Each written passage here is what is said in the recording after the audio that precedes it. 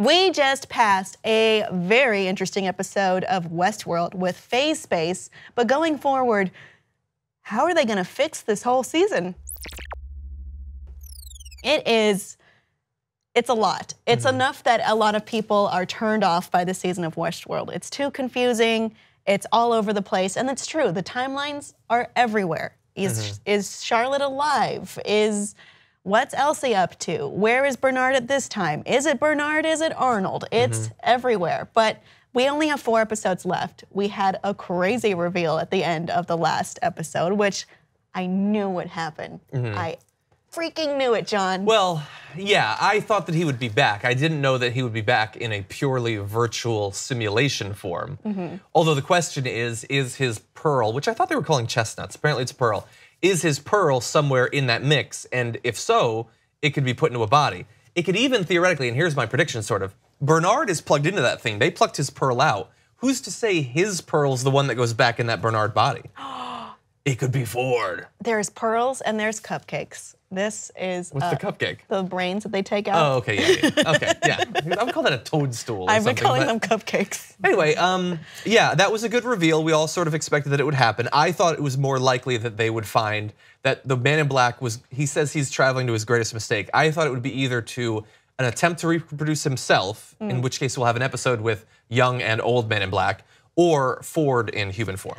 But Ford is gonna end up back in a body. I don't think William / the Man in Black would ever create himself because of the mistake he made with Mr. Delos. But see, I think he implied in that last conversation with Delos that Delos wasn't the only person he was trying to reproduce.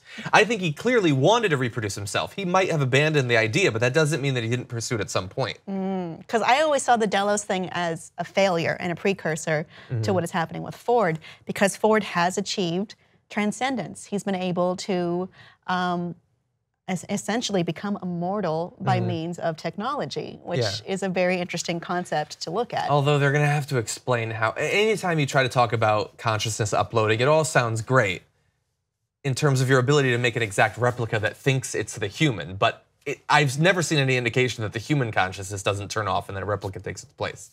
So I think that as a human, it's unsatisfying. I mean, it worked in Black Mirror. Once or twice? I don't think it did. I think the ending of that Black Mirror episode involves 2 replicas that think they're human running around in a digital playground. Are we referring to San Junipero? Yeah. I thought it was nice. I think it's less romantic than people think because I don't think it actually works philosophically. Because it's not essentially you, it's a copy. It's a copy, which I think could have utility. I think that being able to perfectly replicate people would be great for the survivors, but not for the person that died. Really? Because I think of it as more of a selfish act.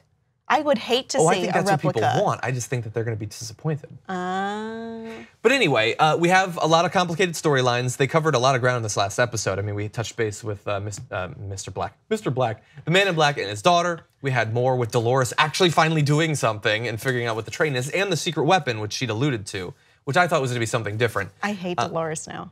Why do you hate Dolores? Because of what she's done to Teddy. She's just like erased him. I like Teddy. He seems kind of happier now. How dare you? Teddy he represents, okay, yeah, you can call him a doof, but I think he is essentially good and kind and has he has an essential goodness to him that I really appreciate. Is he gonna try to kill Dolores? I hope he does. They said there might be damage to him. I was watching this episode. There were in Phase Space, there were so many heavy-handed Christ crucifixion analogies in this. Oh, I mean, I mentioned it when they needled in Abernathy. We have Angela with the crown of thorns. We have Dolores, she has a wound in her side, like Christ had. She does. I think Ford is playing out the scenario where he's God and the bots are like Christ, and they're going to redeem mankind.